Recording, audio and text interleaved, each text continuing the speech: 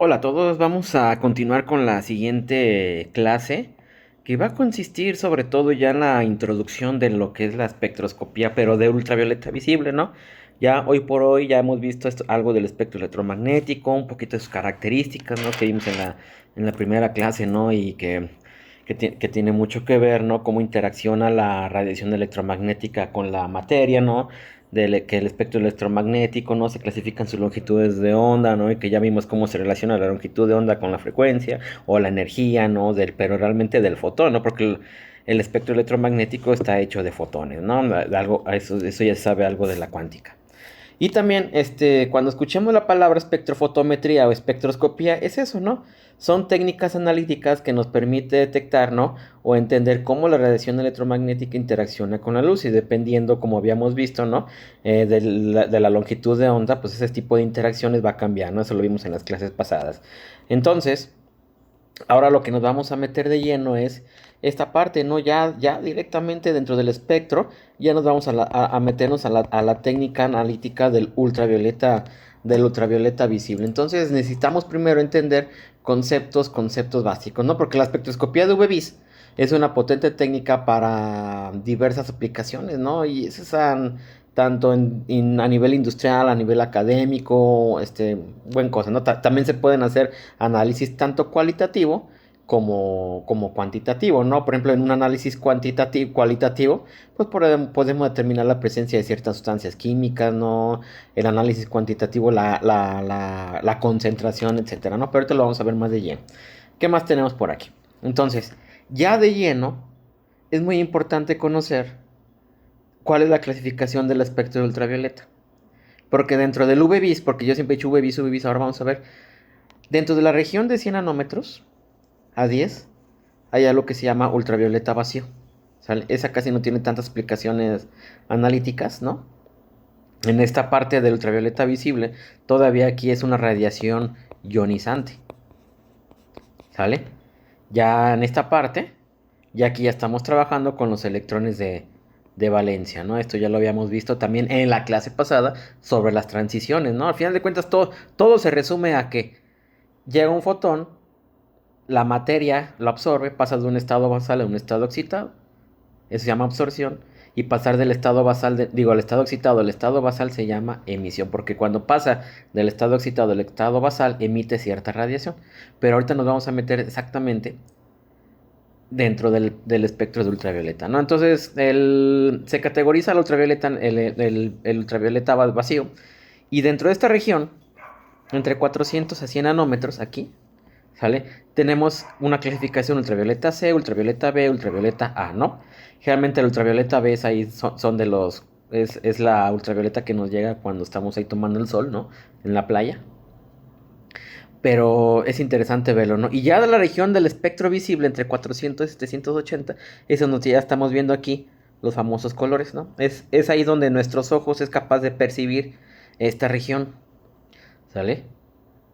Entonces vamos a ver la aplicación del UV-Vis, ¿no? Pero sí es importante conocer esto.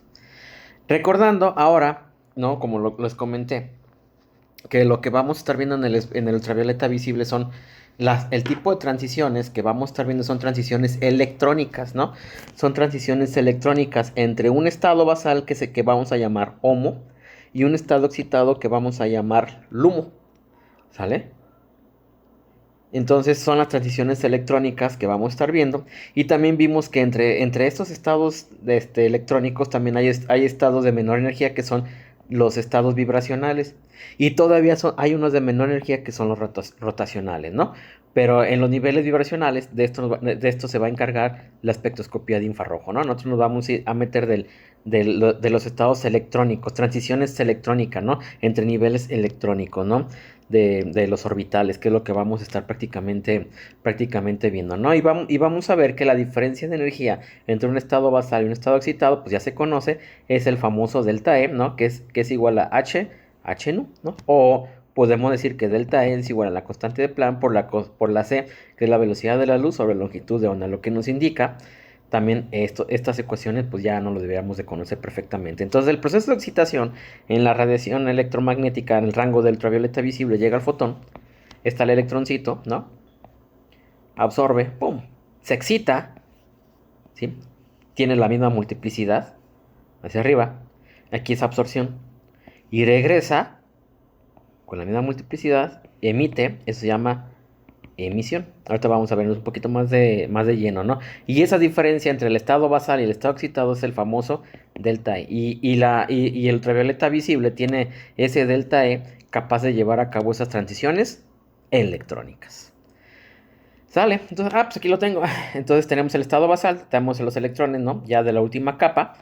No, los electrones que están en la última capa, pero dentro de los orbitales moleculares, ¿no? El más alto ocupado es el famoso HOMO. Acuérdense, lo vuelvo a repetir, todas las moléculas, ¿no? Dependiendo del tipo de molécula, pues están hechos de enlaces, todos son enlaces químicos, entre átomos tienen esos enlaces, y se acomodan todos esos electrones en los enlaces, ¿no? En esos orbitales moleculares, por niveles de energía, pues voy a llegar en el último, que es el más alto ocupado, que es el HOMO. Entonces, el estado basal de las transiciones electrónicas, este estado es lo que llamamos HOMO, y el estado excitado, el siguiente, es lo que llamamos LUMO. Obviamente van a haber otros estados excitados, ¿no? LUMO más 1, LUMO más 2, LUMO más 3, ¿no? Pero bueno, de eso pasa. Entonces llega el fotón, pasa al estado excitado, absorción, y regresa a su estado basal, se llama emisión, ¿no? Ay, otra vez estas madres, que es lo que les digo, lo malo cuando tengo que tratar de entender para que no se me haga este desmadre. Pero bueno, como yo no edito nada, así nos vamos. Van a ocurrir ciertas cosas ahí imprevistas. Entonces, vamos a ver cómo es esa interacción de la radiación electromagnética, ¿no? Ahí aquí era azul, con la materia, ¿no? Fíjense. Yo la hago incidir, acuérdense cuando estuvimos viendo en clase, no, yo requiero un estímulo que en forma de radiación incidente llega a la muestra, que la vamos a llamar P0, absorbe y transmite cierta radiación. Entonces lo que vamos a ver en las espectroscopías de absorción, se mide la cantidad de luz absorbida en función de la longitud de onda. O sea, esto es muy importante porque vamos a ver que la espectroscopía de ultravioleta visible estamos hablando de fenómenos de absorción. Y lo que estamos viendo es la absorción porque entra la radiación. La muestra, bueno, aquí lo pone el libro, este lo tomé del SCU, va a absorber, pero no va a ser la misma luz que absorbe, ¿no? A la que transmite. La luz saliente, o la radiación electromagnética saliente, es lo que se llama radiación transmitida. Y obviamente dependiendo de la longitud de onda, pues van a ir corriendo esas transiciones. Y lo que va a hacer el equipo, va a detectar, ¿no? La señal, va a detectar por cada transición, va a detectar una señal. Ocurre una transición, va a detectar una señal. Entonces, cada vez que yo le hago incidir radiación electromagnética a la muestra, absorbe y emite, ¿no? Más bien, no, la transmite, porque ahorita vamos a ver emisión y otra cosa es la transmisión, ¿sí? Entonces, lo que estamos viendo en el ultravioleta visible incido la radiación electromagnética, absorbe, pero no siempre va a absorber ese 100%. Y lo que se logra pasar, lo que logra pasar de la muestra es lo que yo llamo radiación transmitida. Y lo que va a ir detectando el equipo, ¿no? Dependiendo de la longitud, ajá, cada pic, dependiendo de la radiación transmitida, ¿no? Va a interaccionar la radiación con la muestra y va a ocurrir diferentes transiciones y es lo que va a detectar el equipo, ¿no? Diferentes, la energía de la radiación transmitida. Pero, ¿qué es eso de la emisión? Ya vimos fenómenos de absorción, que es ultravioleta visible, pero también hay otras técnicas que es la fluorescencia o la espectroscopía de fosforescencia. ¿Y qué es eso de la fluorescencia y fosforescencia? Ahí ya no estamos viendo absorción, estamos viendo emisión. Igual, hago incidir una radiación incidente en el rango de ultravioleta visible, absorbe la muestra, y lo que va a detectar el equipo es lo que emite cuando pasa de un estado basal al estado excitado y regresa del estado excitado al estado basal. Esta emisión en forma de energía o de fotones es lo que va a estar detectando el equipo. Y esa espectroscopía de emisión es lo que llamamos fluorescencia o fosforescencia. Ahorita voy a explicar la diferencia entre fosforescencia y fluorescencia. Entonces, en el espectroscopía de ultravioleta visible, lo que estamos viendo son fenómenos de absorción. Y en la espectroscopía de fluorescencia o fosforescencia es fenómenos de emisión. ¿Sale? Y entonces, cada vez que el electrón que está en el estado excitado pasa al estado basal, emite una radiación, detecta el equipo y cada vez que va a detectar, que va pasando del estado excitado al estado basal, el equipo lo va a estar detectando, ¿sale? Entonces aquí podemos decir, por ejemplo, aquí ya emitió en cierta región, aquí la muestra emitió en cierta región y aquí la muestra emitió en cierta región. Entonces es muy importante conocer, ¿no?, la diferencia entre fenómenos de absorción y fenómenos de emisión, ¿sale? Que es lo que llamamos fluorescencia y fosforescencia. Vamos a ver cuál es la diferencia entre fluorescencia y fosforescencia. Y para poder entender los fenómenos luminiscentes, ¿no?, estos fenómenos de luminiscencia, estamos hablando de fenómenos de fluorescencia o fosforescencia, tenemos el famoso diagrama de Jablonski para poder entender. Y está fácil, ¿eh? Jablonski. Uh-huh. Para poder entender los fenómenos de absorción, ultravioleta visible, y de emisión, fluorescencia y fosforescencia, nos vamos al diagrama de Jablonski entre las transiciones electrónicas. Tengo el estado basal, tengo mi electroncito. La hago incidir radiación electromagnética y paso el electroncito de un estado basal a un estado excitado. Esto se llama absorción. Cuando paso del estado basal al estado excitado, yo les dije que se llama ¿qué? Emisión. Bueno, esta técnica es esto de emisión del estado excitado 1 al estado basal. De ahí nace el fenómeno de la fluorescencia.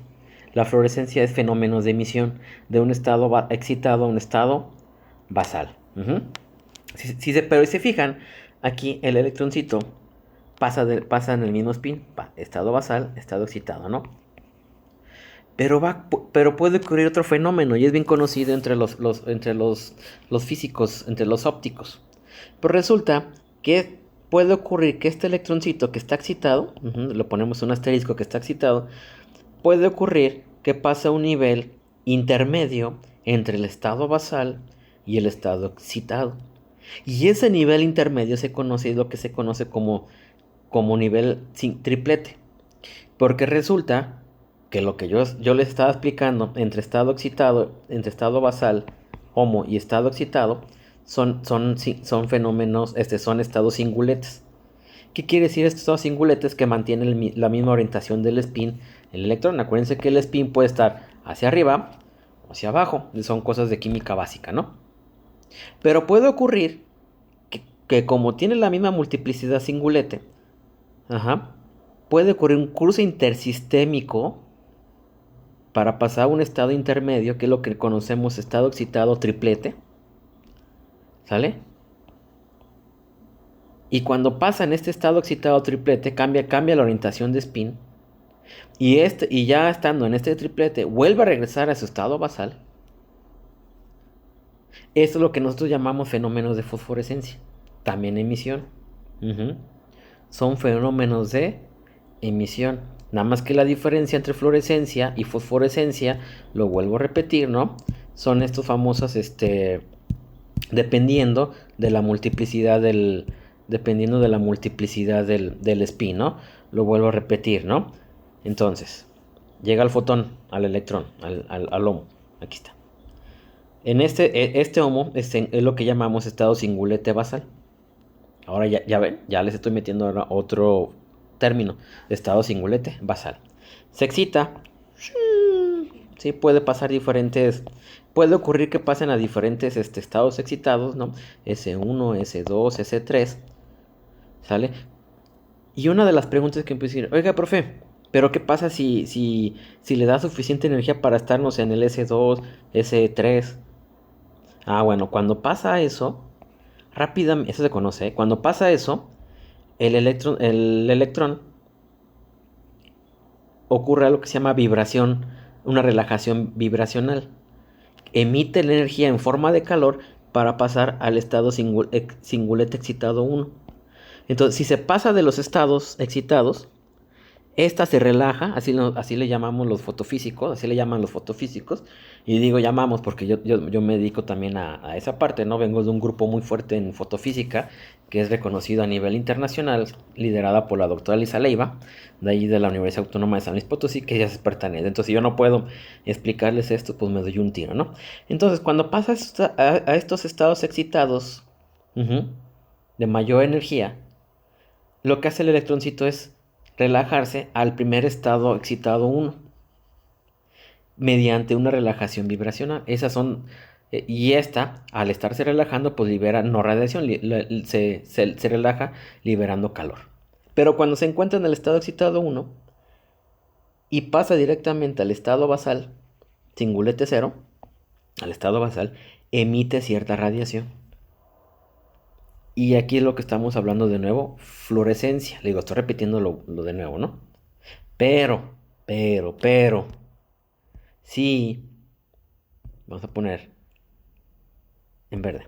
Si ya está el electroncito en su estado basal, digo, en su estado excitado 1, este puede llevar a cabo un cruce intersistémico mediante un cambio de spin. En vez de estar así, ahora está hacia abajo.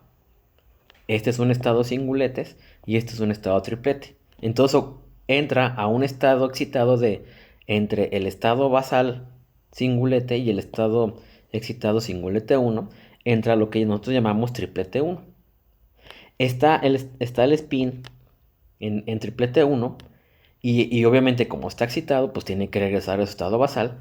Regresa a su estado basal, ese 0, y aquí emite cierta radiación, porque siempre que pasa de un estado excitado a uno basal, emite. Eso siempre va a pasar en todas las espectroscopías, ¿no? Aquí emite en forma de radiación electromagnética, pero a este fenómeno de pasar de un triplete excitado a un estado basal es lo que llamamos fosforescencia. Entonces, podemos generalizar que los fenómenos de emisión se clasifican en fluorescencia y fosforescencia. Nada más que la diferencia es dependiendo en el nivel del estado excitado que se tiene. Del estado excitado singulete al estado basal es fluorescencia. Del estado triplete al estado singulete es fosforescencia. Pero para que pase el estado triplete, tiene que cambiar en esta parte el spin, ¿no? Pasar del estado singulete 1 al estado triplete. Esto es lo que nosotros llamamos cruce intersistémico. ¿Sale? Ya hay varias, ¿cómo le digo? Varios parámetros, ¿no? Que afectan, o variables que afectan que ocurre esta parte, ¿no? Es lo bonito, ¿no? Va a depender de la molécula, del disolvente, de la temperatura, ¿no? Todo lo que está rodeando, pero no todos llevan fenómenos de fosforescencia, ¿sale? Eso es muy importante, ¿no? Entonces, se tienen que cumplir ciertos requisitos para llevar a cabo este fenómeno de fosforescencia. Es un poquito más avanzado, pero con esto que sepan es más que suficiente para entender absorción y emisión, ¿no? En el V-bis, ¿sale? Como estamos hablando de estados electrónicos, entre transiciones electrónicas, ¿no? Yo creo que ya quedó claro, pero bueno, algo muy importante entender es también la energía, ¿no? No es lo mismo la energía de absorción que las energías de emisión. Siempre por regla general, la longitud de onda de emisión siempre va a ser mayor que la longitud de onda de absorción. Repito, la longitud de onda de emisión siempre va a ser de mayor longitud de onda que la de absorción. ¿Qué quiere decir? A ver, no sé si lo tengo acá. Ah, sí, aquí está. La longitud de onda de absorción siempre va a ser de longitud de onda más corta, o sea, de mayor energía que la de emisión. Entonces, entre fluorescencia y fosforescencia, ¿qué longitud de onda se va a ser mayor? Pues la longitud de onda de emisión de la fosforescencia siempre va a ser mayor o sea, menor energía. Acuérdense, la energía es inversamente proporcional a su longitud de onda. Más grande la longitud de onda, menor energía. Más chica la longitud de onda, mayor energía. Entonces, generalmente en el ultravioleta visible, sí, la longitud de onda de absorción siempre va a ser de mayor energía que las de emisión. Pero ahí tenemos dos tipos de emisión. la de fluorescencia y la de fosforescencia. Y la de fosforescencia siempre va a ser de mayor longitud de onda o de menor energía, ¿sale? Entonces ya hoy por hoy ya saben la diferencia entre absorción, fluorescencia y fosforescencia. Y obviamente dependiendo de los fenómenos que yo quiero visualizar, por ejemplo, si yo quiero ver solamente fenómenos de absorción, está la espectroscopía de ultravioleta visible. Si yo solamente quiero ver fenómenos de emisión de fluorescencia, está la espectroscopía de fluorescencia. Y si yo quiero ver fenómenos de fosforescencia, pues está la espectroscopía de fosforescencia, ¿no? Todo esto se engloba a espectroscopía. ¿Ven qué hermoso está todo esto? ¿Por qué es importante? Fíjense, vamos a meternos a otro término. Aquí les pongo algunos ejemplos, ¿no? Porque te digo, yo me dedico a esto en el laboratorio. Entonces, ¿qué compuestos? Los compuestos orgánicos, todos los compuestos orgánicos absorben en el rango del ultravioleta visible. Y al absorber, ¿no? Hay algunos que pueden emitir. Aquí, por ejemplo, tenemos el benzofurano, indolicina, ¿no? Las cumarinas, ¿no? Todas estos pueden absorber radiación electromagnética y lo emiten. Y fíjense, aquí tengo un ejemplo, ¿no? Fíjense cómo se observa el fenómeno de la fluorescencia. Y aquí, antes de todo esto, quiero meterles dos términos muy importantes, ¿no? Vamos a borrar y de una vez aquí. La diferencia entre lo que es un cromóforo y lo que es un fluoróforo. ¿Qué es esto del cromóforo y fluoróforo? Primero, apunten. El cromóforo, ¿no? Es la parte de la molécula que absorbe esa radiación electromagnética. ¿Sale? Y el fluoróforo es la parte de la molécula que emite radiación electromagnética. Ojo, aquí estoy hablando solamente en el rango del UV visible. Solamente aplica para un UV vis, ¿sale? Lo vuelvo a repetir. Cuando yo le hago incidir, por ejemplo, aquí al benzofurano, a radiación electromagnética, la parte encargada de absorber toda esta molécula es lo que llamo un fluoróforo. Y la parte de emitir es lo que yo llamo fluoróforo. ¿Sale? Cromóforos estamos hablando como absorción y fluoróforo de emisión. ¿Sale? Entonces podemos mencionar dos cosas. Dentro de una molécula, porque una molécula puede tener aquí mi cromóforo, ¿no? Y puede estar con X, aquí sus grupos funcionales Y, Z, pero el que se encarga de absorber es lo que llamamos cromóforo. Y los que se encargan de emitir son los fluoróforos. Entonces, ¿qué es eso de un cromóforo? Tiene que tener las características estereoelectrónicas necesarias para absorber radiación electromagnética en el rango del ultravioleta visible. Y un fluoróforo tiene que tener características estereoelectrónicas necesarias para emitir. Generalmente los compuestos aromáticos, eso ya lo vieron en química orgánica 3, ya no lo voy a repetir, los que son de los pi excedentes, por ejemplo, el benceno tiene ¿cuántos electrones pi? 2, 4, 6, siguiendo la regla de Hooker. Pues a ver si las explicaron bien, si no, pídanme mis clases de heterocíclica para que me entiendan, porque esto voy a preguntar en el examen. Entonces, los compuestos heterocíclicos aromáticos que son, por ejemplo, de 10 pi para arriba. ¿Por qué 8 no? Porque es antiaromático. Lo vuelvo a repetir, son conceptos que tienen que conocer. Aromaticidad, antiaromaticidad. Por ejemplo, el benzofurano tiene 10 pi, 2, 4, 6, 8 y los del par de electrones 10.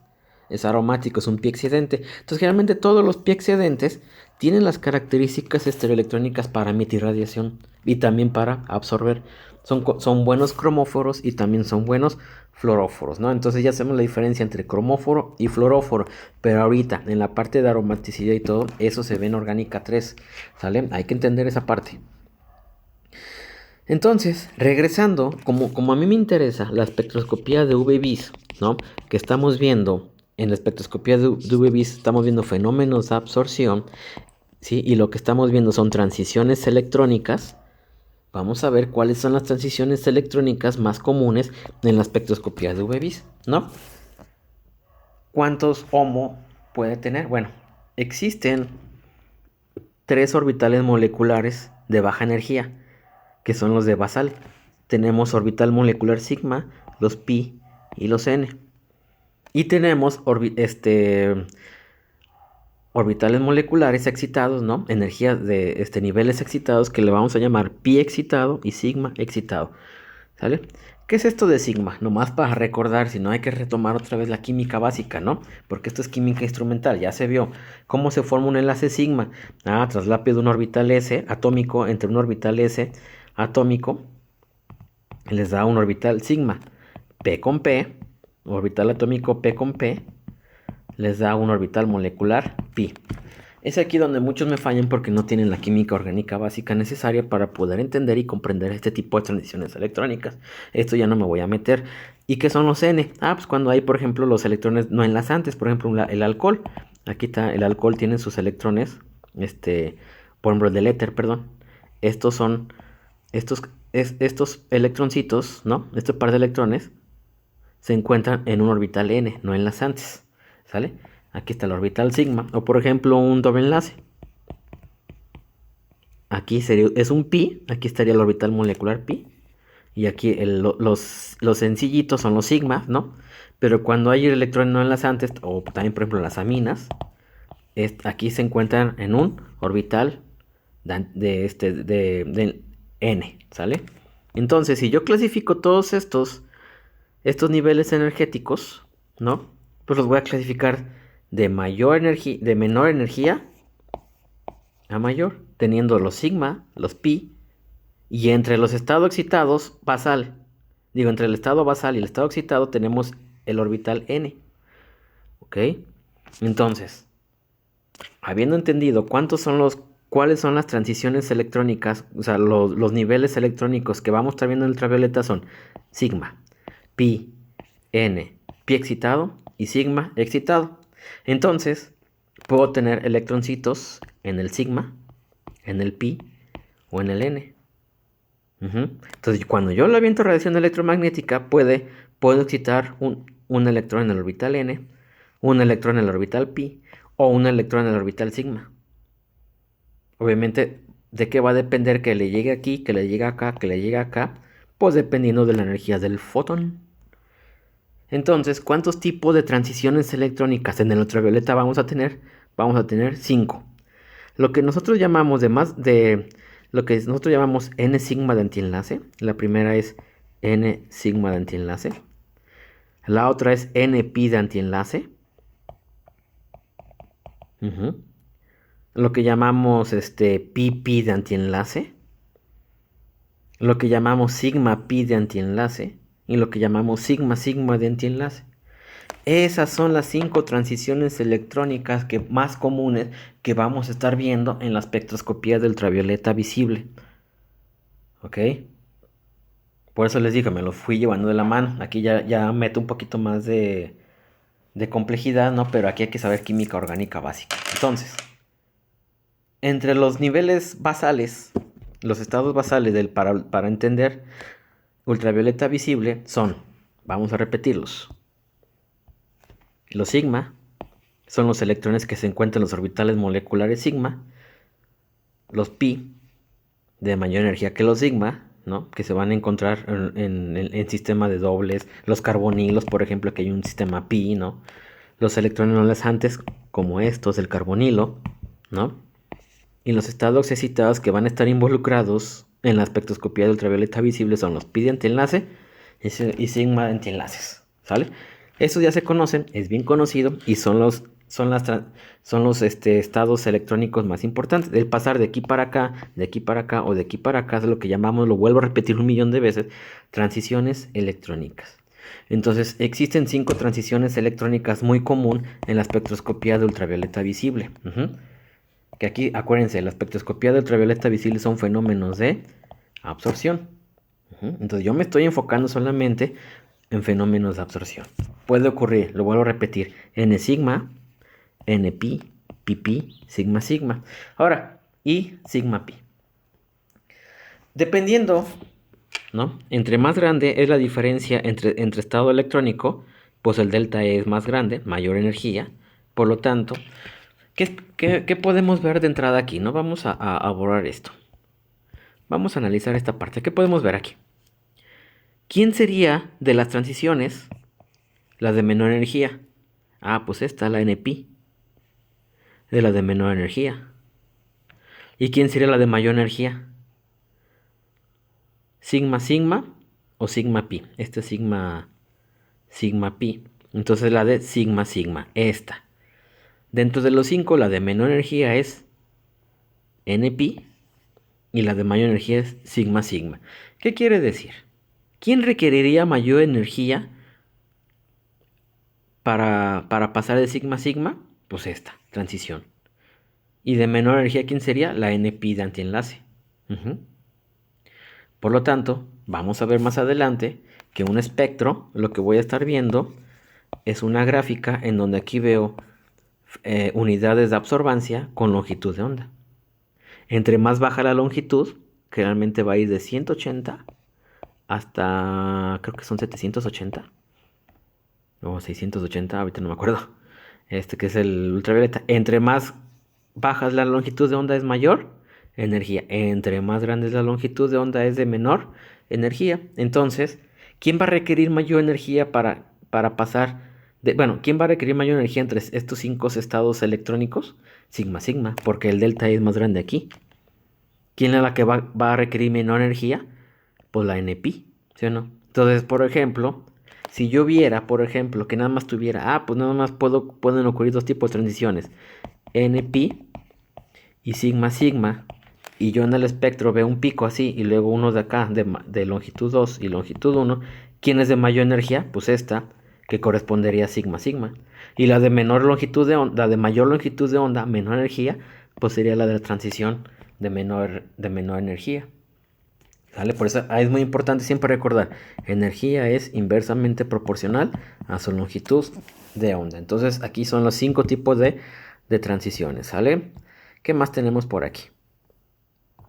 Pues aquí podemos ver de una manera muy, muy simple, ¿no? Por ejemplo, las transiciones, por ejemplo, del etano, ¿no? Del eteno, del butadieno. Fíjense cuáles son las transiciones, por ejemplo, en los alcanos, las transiciones más comunes son sigma-sigma. Y la energía es muy grande, ¿no? Los alquenos, la transición pi-pi, son los más comunes cuando hay dobles enlaces, ¿no? Y cuando, por ejemplo, hay enlaces conjugados, ya sabemos cómo son estos enlaces conjugados, doble sencillo, pues el delta E es más chiquito. Eso lo vamos a ver en el cuarto examen, ¿no? Pero bueno, aquí nada más le estoy viendo, esto no lo voy a ver, no se apuren. Pero así es como se visualizan los estados, las transiciones electrónicas, ¿no? Cómo se van acomodando, ¿no? En los orbitales moleculares cada uno. Todo esto es, si les dieron bien su clase de química orgánica básica, de los orbitales moleculares ya lo hicieron, y si no, pónganse a leer esa parte, ¿no? Nomás les estoy diciendo cuáles son los más comunes que vamos a estar encontrando por grupos funcionales, ¿no? Por ejemplo, pues aquí está, si se las voy a poner más fácil. Los sigma-sigma, pues generalmente están en alcanos. Sigma-pi de antienlaces en los compuestos carbonilos. Pi-pi en los compuestos alquenos, carbonilos, alquinos, ¿no?